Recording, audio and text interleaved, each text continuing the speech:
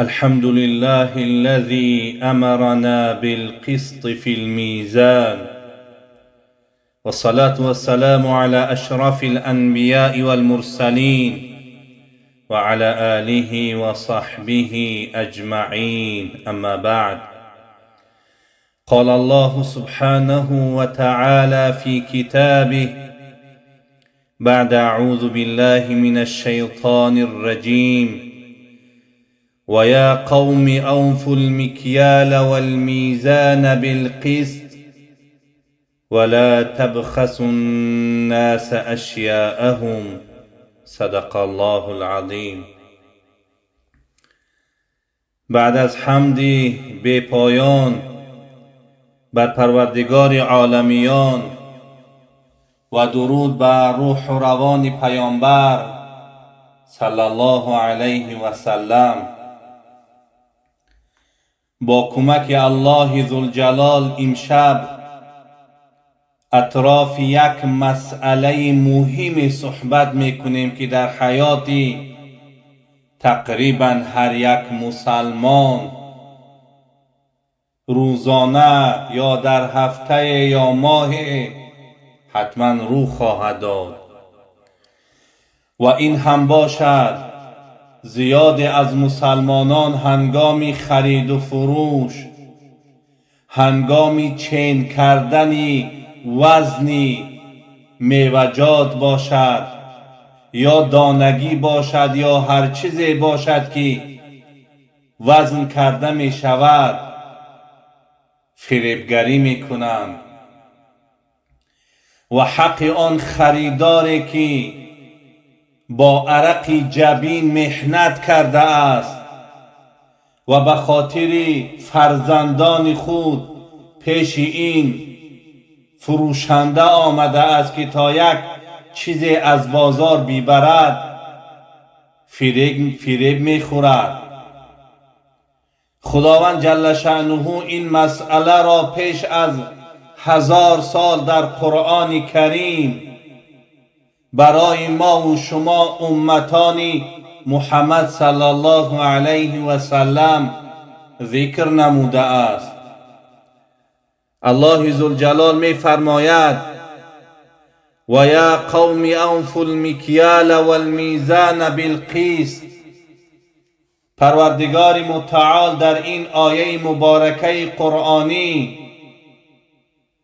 از زبان یکی از پیامبران شعیب علیه السلام قصه می نماید که این حضرت همچون یک ناصح امین برای قوم خویش این نصیحت دوروار را کرده اند: ای امتانم، ای قوم من، هنگامی که شما وزن کشی می نمایید، پله کشی می نمایید، عدالت الهی را در اون رعایت کنید. ولا تبخسوا الناس اشیاءهم. هیچگاه حق مردم را نخورید، حق مردم را از آن مقداری که بین شما و خریدار اتفاق افتاده است کم ننمایید.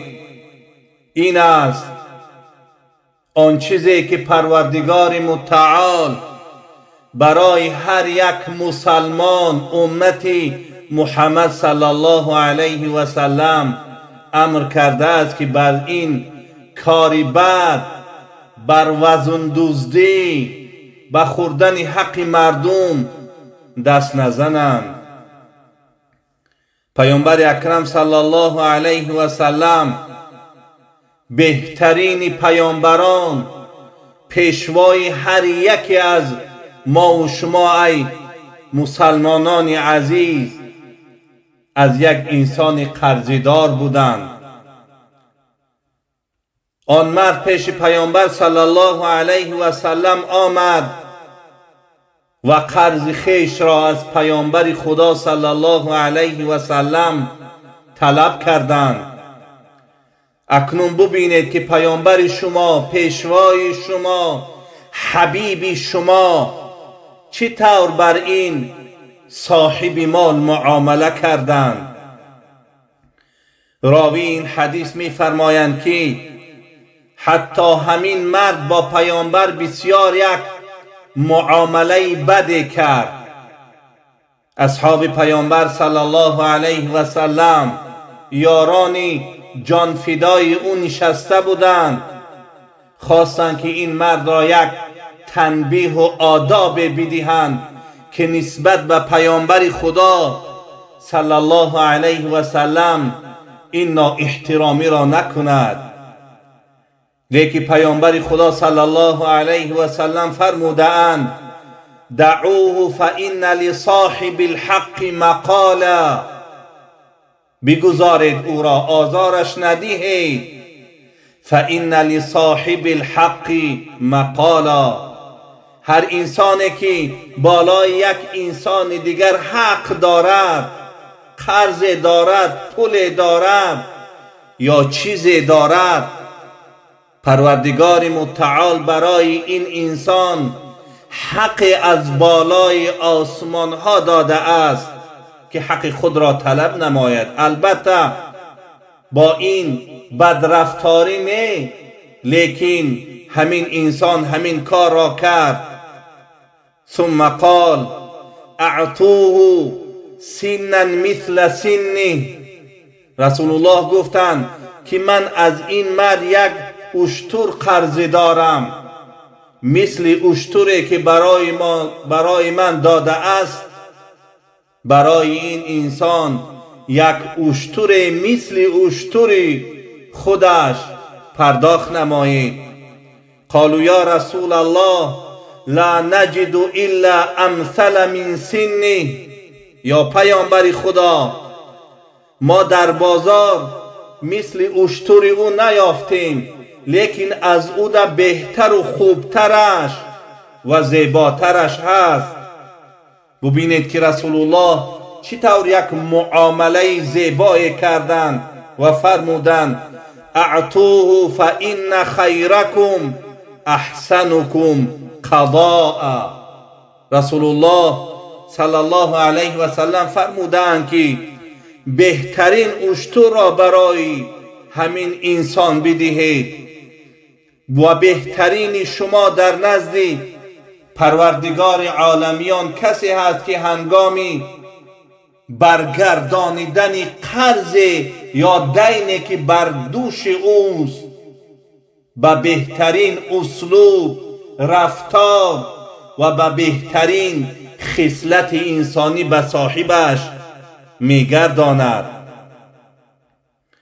پیامبر اکرم صلی الله علیه و سلم در باب بخشیدن قرض یک حدیث زیبایی دارند.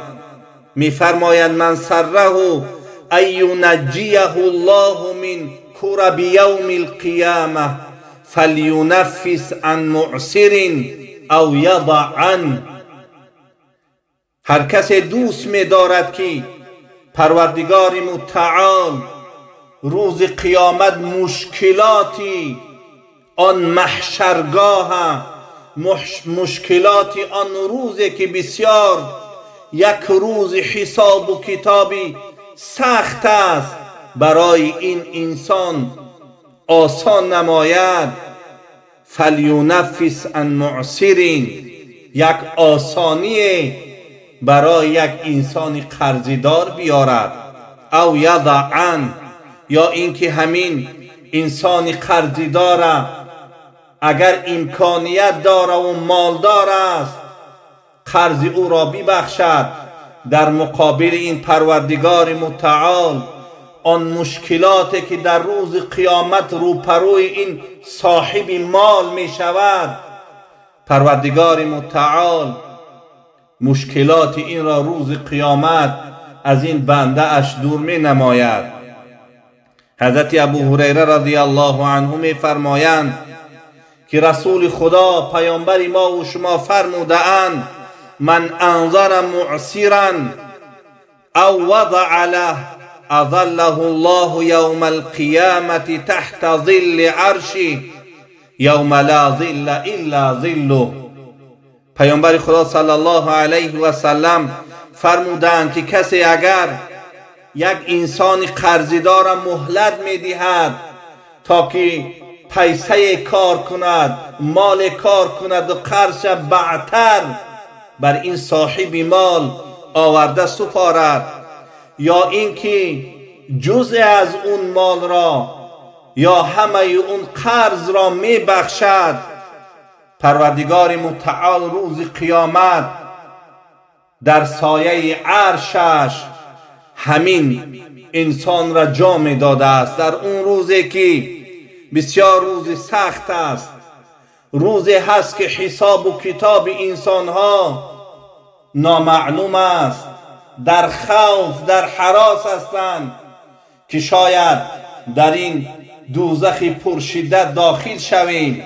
لیکن پروردگار متعال به خاطر بخشیدن همین قرض یک انسان قرضدار یا اینکه مهلت قرض او را دراز کرده است در این دنیا، خداوند متعال این آسانی و این رفع مشکلات او را برای این مهیا کرده است. دعا کنیم که پروردگار متعال ما و شما را از پیروان رسول اکرم صلی الله علیه و سلم در قضای قرضها بگرداند و کسانی که قرضدار هستند پروردگار انسانهای مالدار توفیق بدهد که مهلت اونها را زیاد نمایند، یا که به خاطر رضای خدا و آسانی محشرگاه روز قیامت از اونها در بگذرند. برحمتک یا ارحم الراحمین.